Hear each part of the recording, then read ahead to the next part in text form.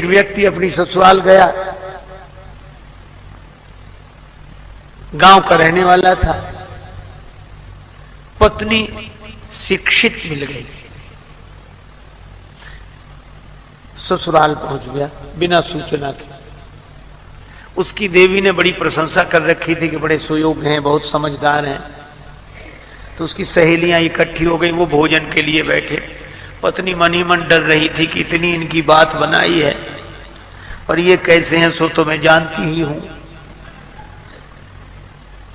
चलो, तो गांव की परंपरा, वो भोजन बनाने बैठी चूल्हे पर और उसने सामने उनको बिठाया भोजन करें। अब उसकी सहेलियां परोस रही थी भोजन बार बार। पूड़ी साग थाली में आया, वो ऐसा विचित्र आदमी एक पूड़ी उठा गया। सोच रहा था छोटी सी पूड़ी है, इसके टुकड़े करना, ग्रास करना तो बेकार है, पूड़ी ही ग्रास है। वो एक पूड़ी में साग रखे और एक। अब उस देवी को बड़ा संकोच लगा, बड़ी लाज लगी, किसने नाक कटवा दी। और सहेलियां मुस्कुरा मुस्कुरा कर कहें, जैसा आपने कहा था वैसे ही हैं, बड़े समझदार हैं बहुत। तो महिला बड़ी विवेकवती थी, उसने सोचा कि बात किसी तरह बन जाए। तो वो तो पूरी खाए जा रहे हैं। अब उसको था कि ये हमारी तरफ देखें तो हम इशारा करें। तो जैसे उस उधर देखा तो उसने भोजन बनाते बनाते इशारा किया, उंगली द्वे उठाई गंवारपन पति को देख, कि एक एक पूरी के ग्रास दुई करें जा। दो उंगली उठाई कि कम से कम एक पूरी के दो टुकड़े तो करो।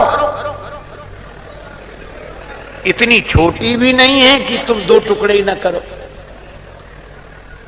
पति ने समझा कि हमारी पत्नी पूरी सहानुभूति के साथ कह रही कि थके हुए हो, इतनी दूर से चलकर आए, एक पूड़ी में क्या होता है, दो दो। अब तो एक पूड़ी उठावे, उस पर साग रखे, दूसरी पूड़ी उसके ऊपर रखा।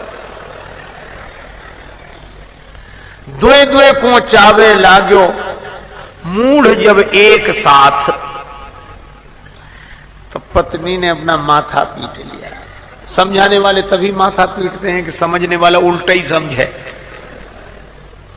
तो माथ ठोक त्रिया कहे लाज सो डरे जा। माथा पीटा कि लाज तो न, कुछ तो समझ। पति ने समझा, ओ बड़ी भूल हो रही थी। पत्नी कह रही है कि ये पूड़ियां साधारण नहीं है, पूजा की पूड़ियां हैं, इन्हें पहले प्रणाम करो, माथे से लगाओ, फिर खाओ। पतिदेव समझे कि पावे के प्रथम इन पूजनीय पूरन को शीश पे धरे जा। अब तो वो दो पूड़ी और साग फिर माथे से लगाओ, फिर खाए। तो पत्नी ने अवसर देखा तो पति को समझाने के लिए चूल्हे से बोली। एक लकड़ी लगाई, अग्नि प्रज्वलित की और बोल उठी रोष भरी चूल्हे से चतुर नारी। और चतुर नारी ने यही कहा कि अरे चूल्हे, जैसो जरे आयो प्रथम तैसो ही जरे जा। इससे तो तू पहले ही अच्छा था, जैसा जल रहा था वैसे ही जलता रहे।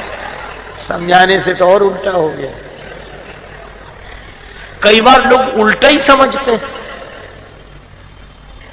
क्यों? अच्छा, यह तो एक ग्रामीण की बात हुई कि बेचारा ना समझ था। एक समझदार की बात सुनो।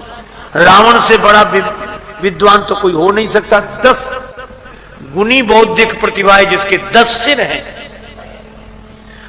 उसको उसकी सहधर्मणी मंदोदरी समझाई। मंदोदरी ने कहा कि श्री राम को साधारण मत समझो, वे विराट ब्रह्म है। पद पाताल शीस अज धामा, जिनके चरण पाताल हैं, सिर ब्रह्मलोक है, वे विराट हैं। और राम जी की महिमा गाई, मंदोदरी ने समझाई।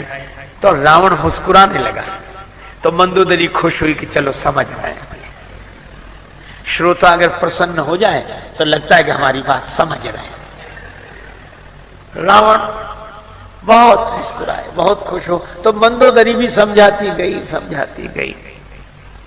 अंत में कहा कि अब तो समझ गए आप, ऐसा लगता है। रावण ने कहा हम नहीं समझे, हम जैसा विद्वान नहीं समझेगा तो और कौन समझेगा। तो क्या समझे आप? रावण बोला तुम्हारी बात बड़ी गूढ़ है, गूढ़ तक तो बत कही गूढ़ मृग लोचन। मंदोदरी ने कहा कि चलो महत्व समझा इसने। तो गूढ़ रहस्य क्या समझे आप? रावण बोला मैं यह समझा कि हे देवी, तूने नाम तो राम का लिया है और महिमा हमारी गाई है, ये समझ। नाम राम जी का लिया है,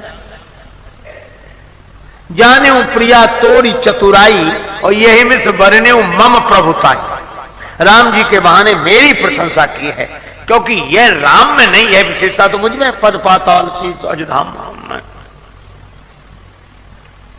मंदोदरी ने मन ही मन कहा कि क्या अच्छी समझ है, कितना बढ़िया समझे हैं आप। मंदोदरी ने पूछा कि अगर मैं आपकी महिमा गा रही थी तो मैंने आपका नाम तो लिया नहीं, नाम तो राम जी का लिया। रावण बोला वो भी मैं जानता हूं। क्या तुम इतने बड़े विद्वान की पत्नी हो, शास्त्र सम्मत जीवन जीने वाली हो, और शास्त्रीय मर्यादा यह है कि पतिव्रता देवियां पति का नाम नहीं लेती, इसलिए तुमने नाम हमारा नहीं, नाम राम का लिया है, महिमा हमारी गाई है।